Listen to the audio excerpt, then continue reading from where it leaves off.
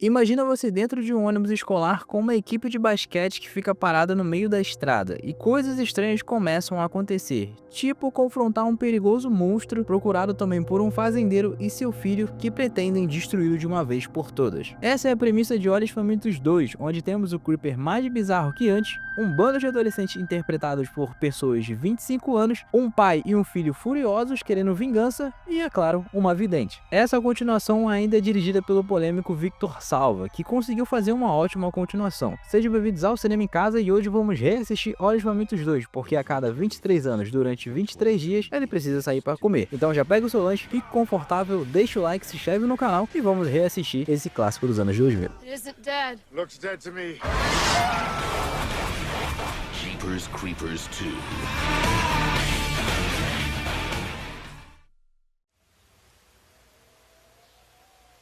A cada 23 primaveras, durante 23 dias, ele precisa comer.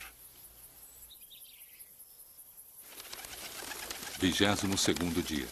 O filme começa no meio de um milharal, e todo mundo sabe que quando tem um milharal é porque vai dar merda. Billy tá arrumando os espantalhos enquanto escuta seu pai falando um monte de coisas sem parar. Jack pai perguntou para o Jack Jr. se ele estava brincando com a bate-estaca, e sim, os dois se chamam Jack. E depois dessa reclamação toda, o clima começa a ficar um pouco mais tenso, até que o cachorro deles começa a latir sem parar. E você já sabe, né? Se um cachorro começa a latir por nada, você já sabe que vai dar merda. Enquanto isso, o Billy tá lá arrumando os espantalhos até que ele olha para o lado e do nada ele vê um deles se mexendo. Billy, eu vou ser sincero com você aqui. Você acabou de ver esse espantalho se mexer. Eu acho que o certo a se fazer é você meter o pé daí. Meu amigo, você precisa fazer essas unhas. Depois que o Billy se assusta com essas unhas horrorosas, ele começa a correr desesperado e fica chamando pelo Jack. Mas parece que o Jack é extremamente surdo e não consegue escutar o irmão dele chamando. Até que tudo fica em silêncio e o Jack Jr. e seu pai vão ver o que aconteceu. Até que o Billy volta a gritar novamente e eles veem um ser carregando ele no meio do milharal. Até que simplesmente um ser do nada começa a voar com o Billy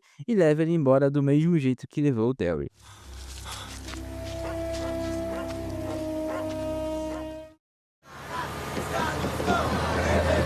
Vigésimo terceiro dia. A cena corta e vemos um ônibus escolar no meio da estrada cheio de adolescentes sendo interpretados por pessoas de 25 a 30 anos. Eles estão cantando sem parar porque eles acabaram de ganhar um campeonato, mas durante a viagem, misteriosamente o pneu deles estourou. Os treinadores e a motorista foram verificar o que aconteceu e eles acharam uma shuriken. A pessoa que jogou isso era fã de Naruto, né? Além de ser fã de Naruto, ele também era fã das fadas dos dentes. Dentro do ônibus, os jovens estão escutando sobre os acontecimentos do primeiro filme. Cobrindo as paredes e o teto do porão.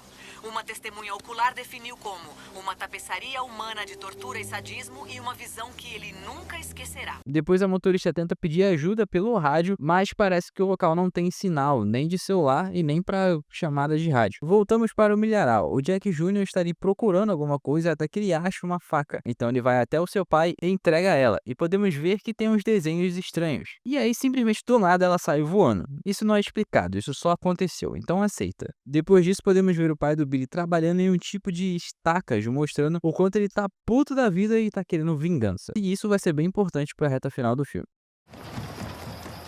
Voltamos para o ônibus e eles estão andando com o pneu furado. A Minxie começa a ter umas visões estranhas e nelas podemos ver o Derry e o Billy tentando avisar que tem algo vindo. Aí podemos ver o Creeper vindo correndo lançando a sua shuriken. Aí o pneu que já estava furado estourou novamente. Então a motorista vai verificar o pneu de novo e ela acaba achando outra shuriken. Só que em vez de ter um dente, dessa vez tem um umbigo. E dessa vez é o umbigo do Derry com aquela tatuagem de rosa lá do primeiro filme. E nesse momento é que a loucura e a tensão começa a se mostrar no filme. O primeiro aí de Vasco é o treinador Charlie. Todo mundo fica olhando espantado, sem entender nada. Então o treinador Barnes pede para todo mundo voltar para o ônibus, enquanto Bucky tenta chamar ajuda pelo rádio. Mas o próximo aí de arrasta é a motorista, e dessa vez o treinador Barnes e um dos alunos viram o que aconteceu. O que houve? O que você viu? O que você viu? Mas não demora muito e o treinador também vai de arrasta. O Scott tenta até ajudar, mas não adianta muita coisa. Davis acaba perguntando para o Scott o que aconteceu, mas ele tá tão abalado que ele não consegue nem dizer o que viu direito. E agora, nesse momento, temos um monte de adolescentes no ônibus prontos para serem devorados pelo Creeper. Tinha asas enormes.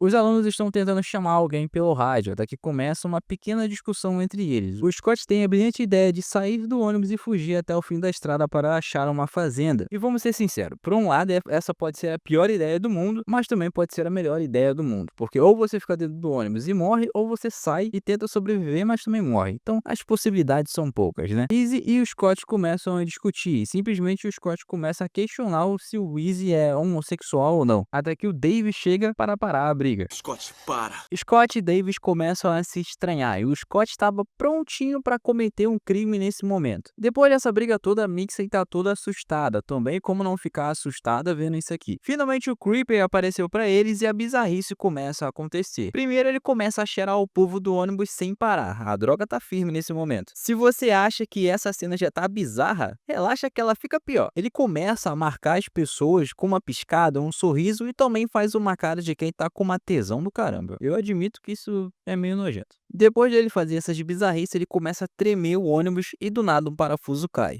Lembre-se bem desse parafuso, vai ser importante no futuro. Essa apresentação do Creeper para os personagens do ônibus eu acho até interessante. Essa parte dele ficar de cabeça para baixo, cheirando os personagens de um jeito meio sarcástico e tal. Lembrando até um pouco o Fred Krueger lá na hora do pesadelo. E também acaba aumentando um pouco a tensão nessa cena e deixando os personagens bem assustados e preocupados. Então acho que ele é bem apresentado para esses personagens. A Mixie do nada desmaia e começa a ter outra visão com o Creeper. Então o Derry aparece e começa a falar. A cada 23 primaveras, durante 23 dias, ele tem que comer. Comer o quê? Gente. Essa participação do Daryl no segundo filme, por mais que seja curta, é bem interessante, né? E essa parada deles trazerem ele de volta para ele falar sobre essa questão do Creeper ter que comer a cada 23 anos, a cada 23 primaveras e tudo mais. A única coisa que me incomoda um pouco nessa cena é a questão da Mixie ter essas visões do nada. Isso é meio jogado, como eu já disse antes. Não tem muita explicação do porquê ela é essa médium, vidente ou algo do tipo. Ela basicamente é vidente do primeiro filme, mas sem aquele preparo todo que ela teve lá naquele filme, aquela construção até a vidente aparecer no final. Aqui não. Aqui a Mixie ela só tem essas visões e valeu. Ela na verdade é aquele mecanismo que todo filme tem, porque o tal personagem serve para explicar determinadas coisas. E a Mixie tá aqui para fazer exatamente isso. Tanto que depois ela acorda e começa a explicar o que a criatura quer. O que acha que ele está fazendo? Está escolhendo as pessoas. Ele consegue escolher pelo cheiro, o medo delas. Isso ajuda ele a escolher a pessoa certa. Ele volta de 23 em 23 anos. Ele vai voltar. E não importa se a gente se esconder aqui ou então embaixo da cama. Ele vai encontrar a gente. Aqueles que ele escolheu. A Mixie deixa todo mundo no ônibus com medo, mas o Buck tenta de qualquer jeito chamar alguém pelo rádio, mas nesse momento ninguém escuta. O pai do Billy com o Jack estão indo em direção ao local que eles escutaram no rádio. O pessoal da escola consegue entrar em contato com eles e explica o que está acontecendo. Pode me dizer que vai trazer gente pra ajudar? E se você não é da polícia, então prometa que vai ligar pra polícia e dizer pra eles que nós estamos aqui. Eu vou chamá-los imediatamente. Tudo o que tem a fazer é esperar. Vocês conseguem? Então, em vez deles chamarem a polícia, obviamente eles vão lá no ônibus resolver encarar o bicho. Se bem que quando a polícia se meteu lá no primeiro filme, não deu muito certo, né? Os amiguinhos estão comemorando, mas se vocês olharem ali no fundo, vão ver o bichão ali pronto para atacar. Então o bichão atravessa esse teto falso e tenta puxar o quatro olhos até que a Honda acerta uma estaca bem no olho dele. E aí o Creeper simplesmente resolve arrancar a metade da sua cara. Então ele fica meio doidão e sai voando. Mas calma aí, que barulho é esse? Toma milkshake de morango. Nó, é muito cremoso.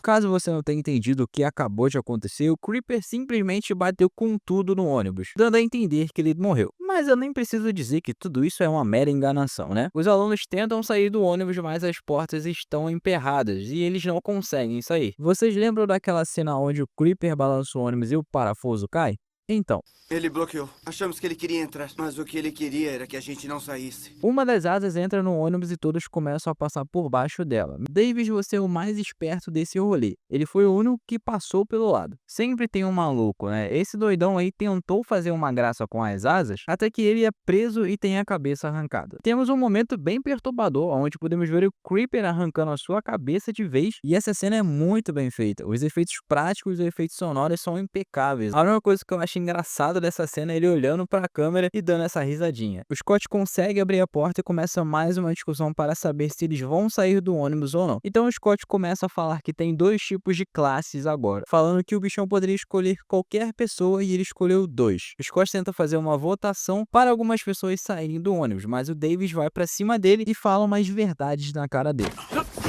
Escuta aqui, seu idiota. Ele também olhou pra você, irmão. Eu vi, você também viu. Olhou direto pra você e sorriu.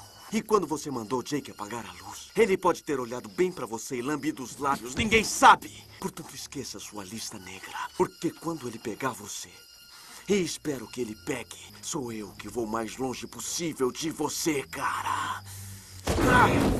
Depois dessa confusão, todo mundo sai do ônibus e resolve ir atrás daquela fazenda. No meio do caminho, o Scott e a Honda começam a discutir. Se você percebeu, o Creeper sumiu já faz um tempinho, né? Então o Easy aponta pra cima e todo mundo começa a correr porque o Creeper tá ali prontinho pra atacar todo mundo. E eu tenho que dizer, pra época, esse take aqui ficou bem bonito. Todo mundo começa a correr desesperado pro ônibus querendo entrar, mas o garoto trancou todo mundo no lado de fora. Então todo mundo começa a correr pro mato. Então o bichão começa a jogar suas armas. O Creeper tenta pegar o Davis, mas não consegue. Foi salvo pela pedra, hein? Scott fica preso na árvore devido à faca que o Creeper jogou. Easy, Honda e Davis tentam ajudar ele, mas no final não deu muito certo e o Scott acaba sendo levado.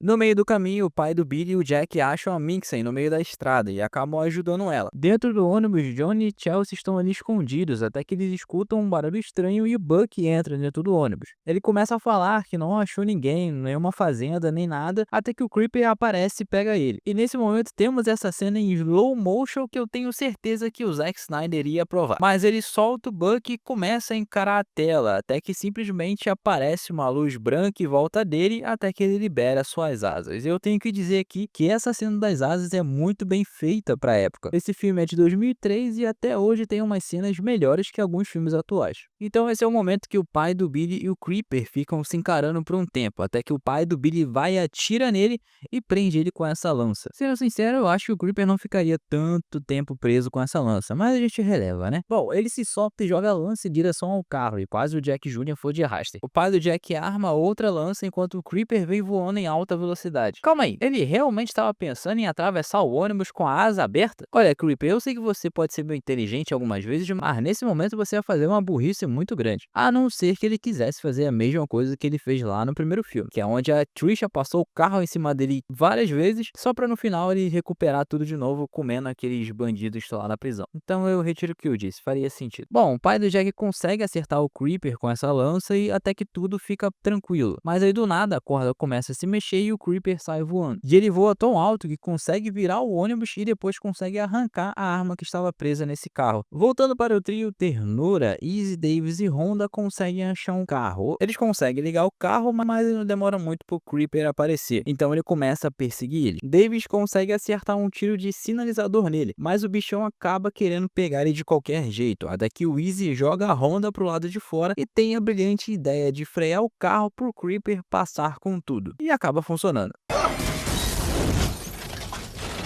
Então o Easy parece que foi de arrasta, pelo que dá pra entender, o filme não explica muito isso, até porque a gente vê o Easy se arrastando nesse momento, mas aí depois ele some. Bom, o Davis acorda com a perna machucada, mas ele tenta se arrastar, até que ele dá de frente com uma das asas do Creeper. E aqui a gente tem que dizer, o efeito prático tá bem feito nessa parte. Até que o carro explode e o Creeper aparece de novo. E aí ele começa a fazer aquilo que ele faz o filme inteiro, cheirar os outros. Então o Creeper acha o Davis e quando vai tentar ir atrás dele ele não consegue, porque ele tá sem uma perna e sem um braço. Então o Davis começa a se arrastar desesperado e acaba achando aquele sinalizador. Então já que ele não consegue andar, então ele resolve bancar o Super Mario e resolve pular. Então ele consegue chegar no Davis e começa uma briga entre eles, até que o Creeper resolve mostrar suas garrinhas no seu rosto e temos que admitir, isso aqui é bem aterrorizante. Até que do nada a gente escuta um cachorro e o Creeper só toma uma na cara. Então a gente vê que é o pai do Jack, o Jack Jr. e os sobreviventes do ônibus. Até que o pai do Jack chega no Creeper e começa a se vingar dele, descontando toda a sua raiva por ter perdido seu filho.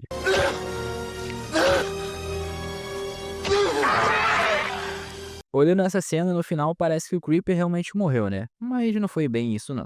Ele não morreu. O tempo acabou. Pra mim parece morto. Tá bom, nessa cena aqui podemos ver que os sobreviventes foram a Mixie, o Davis, o Josh, a Chelsea e o Bucky. Só que aí que tá, cadê o Izzy e a Honda? O filme completamente esqueceu deles nessa reta final aqui. E sabe por que eles esqueceram? Porque depois dessa cena, a gente tem um salto temporal. E nesse momento podemos ver 3 jovens dinâmicos chegando na fazenda e perguntando sobre a criatura. E olha só, esse aqui é o Jack Jr. Sim, esse é o Jack Jr. bem mais velho. Então eles chegam lá no lugar e vê tudo empoeirado, cheio de corvo e tudo mais, e acabam vendo essa criatura toda desnutrida. Até que o Jack pai aparece, bem mais velho, e fala para não tocar na criatura. E um deles pergunta qual é a história dessa criatura, e ele, com poucas ideias, fala que é o que ele escutou por aí. Até que a moça pergunta como que ele matou a criatura. Então ele responde que foi com esse arpão caseiro. E a moça acaba perguntando quando isso aconteceu. Faz uns 23 anos. Até que o loirinho pergunta se ele tá esperando alguma coisa e ele responde: Daqui a uns 3 dias. Um dia mais, um dia menos.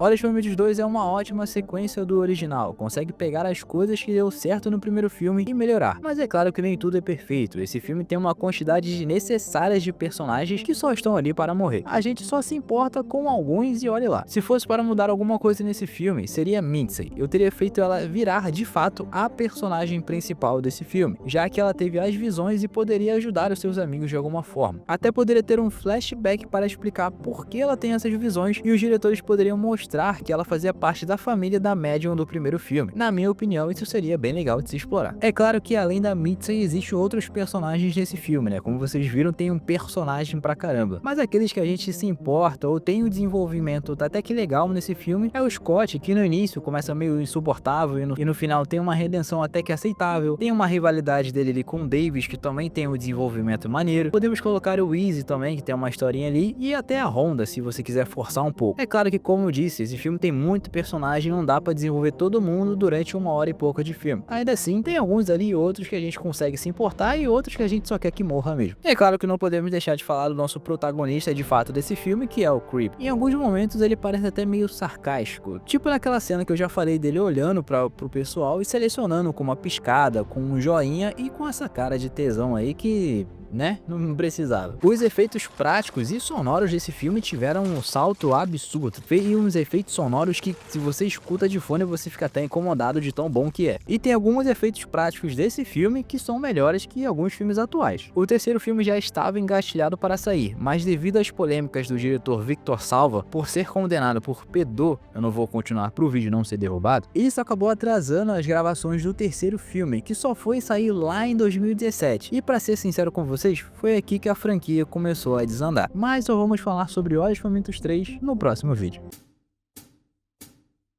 É isso, meus amigos, obrigado por ter assistido até aqui. Eu vou pedir para você deixar o seu like, se inscrever no canal e compartilhar esse vídeo com seus amigos que gostam de Olhos Famintos. Aproveita e assiste o reassistindo filmes do Olhos Famintos 1, que também tá bem legal e é um complemento para esse filme também. É isso, a gente se vê no próximo vídeo e até a próxima.